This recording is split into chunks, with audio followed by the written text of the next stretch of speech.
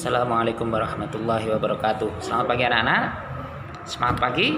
Tiap Allah bilang semangat pagi, kalian di rumah jawab pagi, pagi, pagi. Yes, ya. Semangat pagi, pagi, pagi, pagi. Yes. Ya, kali ini kita masuk pada pembelajaran keempat dan kelima, ya. Masuk pada perkembangbiakan tumbuhan dengan umbi dan dengan spora, ya. Kali ini langsung saja disimak perkembangbiakan tumbuhan dengan umbi. Nanti macamnya ada 3, ada umbi lapis, umbi batang, dan umbi akar. Umbi lapis, umbi batang, dan umbi akar. Silakan. Perkembangbiakan tumbuhan dengan umbi, anak-anak. Umbi. Nah, umbi itu berbeda dengan ubi. Nah, kalau ubi itu kalau di tempat kita biasa kita sebut ketela seperti itu. Tapi kalau di sini yang nanti kita pelajari adalah perkembangbiakan tumbuhan dengan umbi. Nah, umbi itu bentuknya atau salah satu jenisnya seperti yang ada di gambar ini. Ini ada wortel, ada ketela atau ubi juga.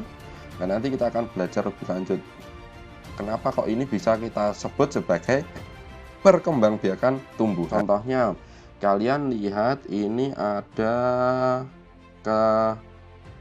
ketela jalar ya, atau ubi jalar. Nah, di sini lihat anak-anak, di sini ubinya ini di bagian ujung-ujung ubinya itu yang Pak Guru kasih arah panah ini tumbuh tunas-tunas baru, anak-anak. Tumbuhan baru. Ada banyak batangnya, ada 1, 2, 3, 4, 5, 6. Ini ada 6. Nah, ini luar biasa. Kenapa? Karena ternyata ketela atau ubi itu kalau didiamkan saja nanti akan tumbuh tumbuhannya. Nah, ini namanya adalah perkembangbiakan tumbuhan dengan umbi, anak-anak. Ini salah satu contohnya. Jadi bentuknya seperti ini. Ini nanti tukul, ini nanti akan membesar menjadi tumbuhan baru. Kemudian ternyata jenis perkembangbiakan dengan umbi itu ada 3 jenis, anak-anak. Yang pertama ada jenis umbi batang, 2 ada umbi lapis, 3 ada umbi akar. Nah, di sebelah kanan ini tanaman lompong, ini juga menjadi salah satu contoh di mana tumbuhan itu berkembang biak dengan umbi, anak-anak. Di sini contoh tanaman yang berkembang biak dengan umbi batang adalah kentang dan ubi jalar, anak-anak. Nah, ini adalah tanaman kentang. Jadi di sini dia menyimpan cadangan makanannya atau buahnya itu tidak di akarnya. Jadi ini sebenarnya adalah pembesaran dari batang tanaman itu sendiri. Nah, batang yang membesar itu menjadi kentang.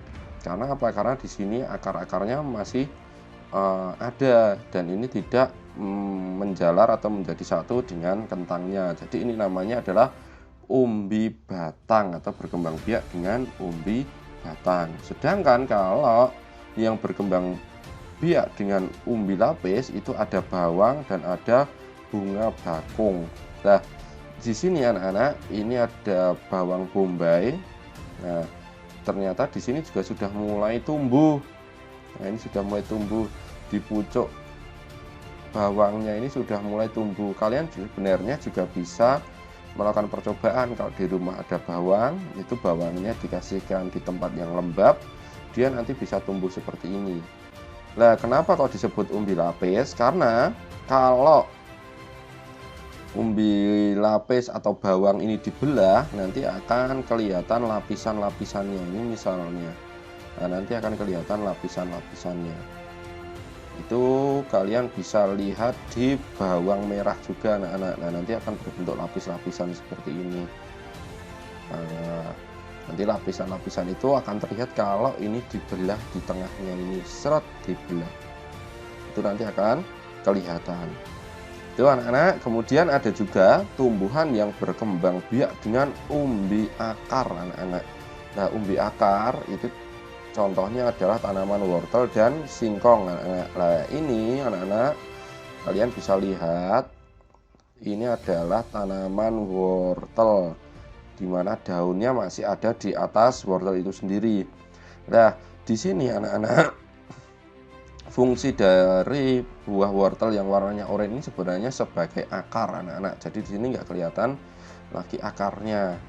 Nah, di sini kalau kita panen wortel, otomatis kita harus mencabut semua bagian dari wortel itu, sehingga tanaman wortel itu akan mati anak-anak. Jadi nanti para petani wortel itu harus menanam wortel lagi. Tadi sudah kalian simak perkembangbiakan tumbuhan dengan umbi ya. Pada sekarang dibuka halaman 82. Latihan lari dan melompat meraih benda. Insya Allah minggu depan akan dijelaskan Ustadz Robi di video beliau ya. Kali ini lanjut halaman 83 tentang manfaat kerjasama ya. Kalian bekerja sama, kita diciptakan oleh Allah makhluk sosial, artinya kita tentu dan pasti membutuhkan orang lain.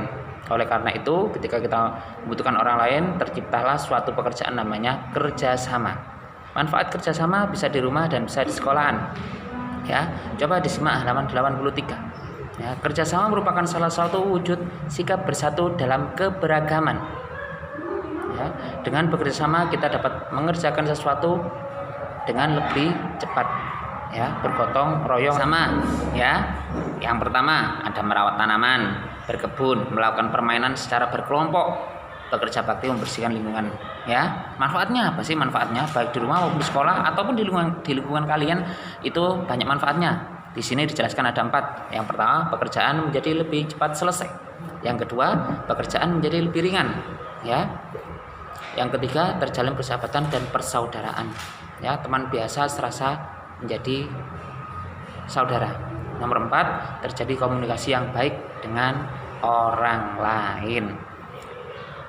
Pada halaman 83 juga dijelaskan tentang bunga kebanggaan Indonesia. Nah, ada namanya bunga Edelweiss. Ya, ada namanya bunga Edelweiss. Itu bunga yang tumbuh di beberapa gunung yang ada di Indonesia. Akan saksikan perkembangbiakan tumbuhan dengan spora. Nah, apakah kalian pernah melihat tumbuhan paku anak-anak?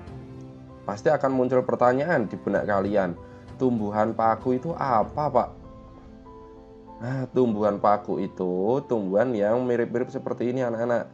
Nih, kalian pasti pernah melihatnya di taman. Atau bahkan mungkin juga kalian punya tanaman seperti ini di rumah. Nah, ini yang biasanya menggantung, atau ini yang biasanya tanaman perdu yang ditanam di pot-pot itu. Nah, ini namanya adalah tumbuhan paku anak-anak. Nah, jadi mirip-mirip dengan lumut, tapi dia memiliki batang dan bisa membesar. Nah, di sini anak-anak muncul pertanyaan lagi. Bagaimana tumbuhan paku itu berkembang biak? Nah, ternyata tumbuhan paku itu berkembang biak menggunakan spora anak-anak, atau dengan spora.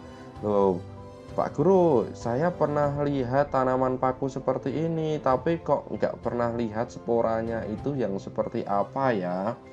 Betul, kali ini kita akan melihat spora itu bentuknya seperti apa.